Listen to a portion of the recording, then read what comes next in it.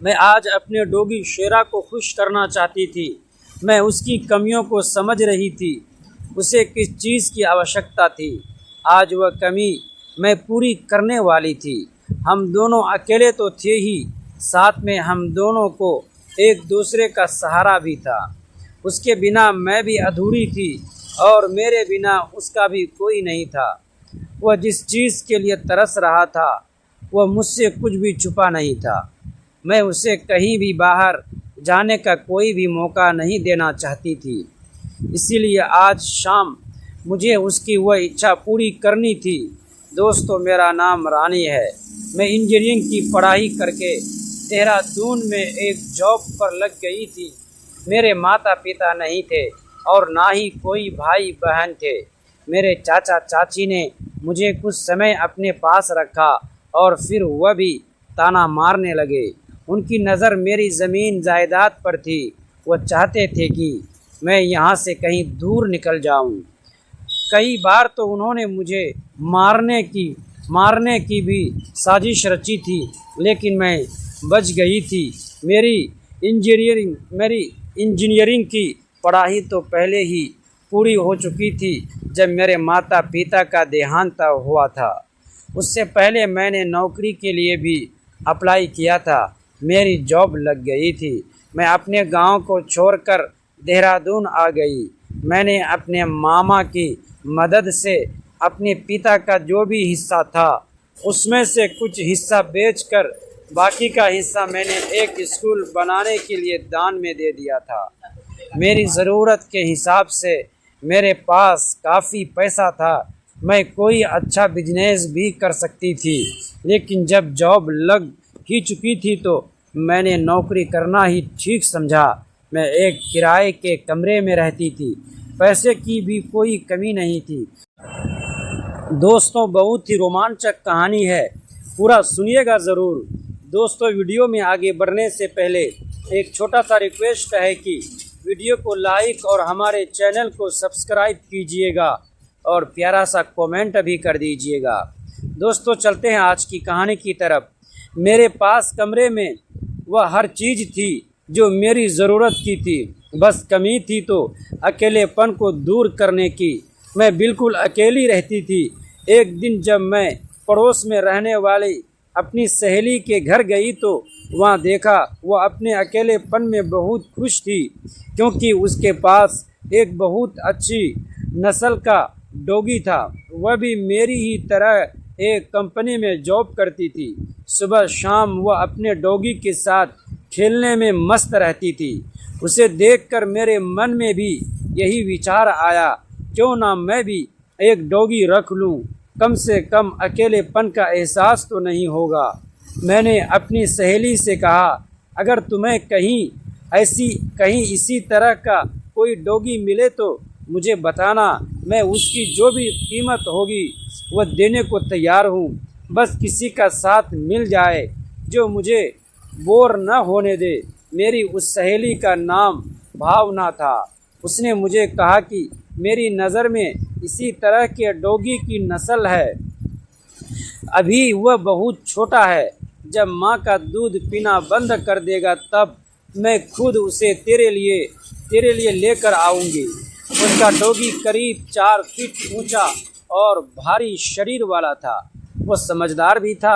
मेरी सहेली उसे कुछ छोटे मोटे कामों के लिए कहती तो वह फट से करता, जैसे कि किसी सामान को इधर से उधर रखना। मुझे भी उसका डॉगी अच्छा लगता था। मेरे मन में भी ऐसे ही डॉगी को रखने की इच्छा थी जो समझदार भी हो। मैं अक्सर भावना के रूम आया करती थी। उसके डॉगी से भी जान पहचान होने लग गई थी। शुरू में तो वह मुझे डराता भी था। एक बार तो वह गुर्राने की आवाज़ के साथ मेरे पास आया और मेरी एक टांग में लिपट गया। डर के मारे मैं तो हिल भी नहीं पा रही थी। वह मेरी टांग के साथ गंदी हरकत कर रहा था। मैंने भावना से कहा, भावना, इसे दूर कर वरना यह मुझे काट डालेगा। अपनी हरकत से उसने मेरी सलवार को भी खराब कर दिया था। बड़ी मुश्किल से भावना ने उसे अलग किया। मेरी टांगों को उसने कसकर जकड़ा हुआ था। मैंने भावना से कहा, भावना, इसकी हरकत देखकर ऐसा लगता है जैसे इसे भी साथी की ज़रूरत है। भावना उसे दूसरे कुत्तों से मिलने से भी दूर रखती थी। उसे बड़ा अजीब लगता था कि उसे भी तो साथ की ज़रूरत होती होगी जो एक कुत्तियाँ ही पूरी कर सकती थी, लेकिन पता नहीं क्यों भावना उसे किसी भी अजनबी कुत्तों से खेलने नहीं देती थी। एक दिन की बात है, रविवार का दिन था। मेरी ऑफिस से भी छुट्टी थी। दिन भर कमरे में बोर हो रही थी। सोचा क्यों ना भावना के पास थोड़ी देर के लिए बातचीत करने चली जाऊं। मैंने भावना के कमरे की डोर बेल को बजाया। काफ़ी देर तक भावना ने दरवाज़ा नहीं खोला। मैं काफ़ी देर खड़ी रही और वापस आने ही वाली थी कि तभी भावना ने दरवाज़ा खोला। वह पसीने से तरबतर थी। उसने मुझे घबराते हुए देखा और कहा, तुम? मैं नहाने की तैयारी कर रही थी, इसीलिए दरवाज़ा नहीं खोल पाई। अंदर आ जाओ, तब तक मैं जल्दी से नहा लेती हूँ, फिर साथ बैठकर बातें करेंगे। पता नहीं क्यों वह ठीक से चल भी नहीं पा रही थी। उसका डॉगी दूसरे कमरे में था और दरवाज़ा बाहर से बंद था। मैंने भावना से पूछा भी कि तुम्हारा डॉगी कहाँ है? उसने कहा, मैंने उसे कमरे में बंद किया है। वह इतना खेल रहा था कि मुझे उसे कमरे में ही बंद करना ही पड़ा। वह मुझे कोई भी काम नहीं करने दे रहा था और बता कैसे आना हुआ। वह मुझसे कहने लगी। मैंने कहा, मैं कमरे में बैठे बैठे बोर हो रही थी, सोचा क्यों ना तुम्हारे पास आकर थोड़ी गपशप भी लगाई जाए। वह मुझे कहने लगी, तू भी जल्द से जल्द ऐसा ही एक डॉगी पाल ले, तुझे ये बोर नहीं होने देगा। उसका मुझे ये कहने का अंदाज़ कुछ ठीक नहीं था। मैंने कहा, भावना, मैंने तुझे कहा तो था कि मुझे भी ऐसा ही एक डॉगी चाहिए। अब तो वो बच्चा भी थोड़ा बड़ा हो गया होगा, जाकर पता करना। फिर भावना ने कहा, मैं आज शाम को ही उनके पास जाऊंगी जिनके पास इस नस्ल का डॉगी है। तुम्हें भी साथ में ले जाऊंगी। वो कुत्तों का व्यापार करते हैं। तुम्हें जो पसंद होगा वह ले लेना। मैं सोच रही थी कि डॉगी रखने से जिस तरह से भावना अकेलेपन वे शाम ढल रही थी, आसमान में हल्का नारंगी रंग फैल चुका था और हवा में ठंडक घुलने लगी थी। शेरा दरवाजे के पास बैठा मुझे बार बार देख रहा था। उसकी आंखों में एक अजीब सी चमक थी, जैसे वह कुछ कहना चाहता हो। मैं मुस्कुराई और उसके सिर पर हाथ फेरते हुए बोली, आज तुम्हारा दिन है शेरा। मैंने उसकी पुरानी चैन उठाई, लेकिन इस बार उसे बांधा नहीं। शेरा मेरी तरफ देखने लगा जैसे उसे यकीन ही नहीं हुआ।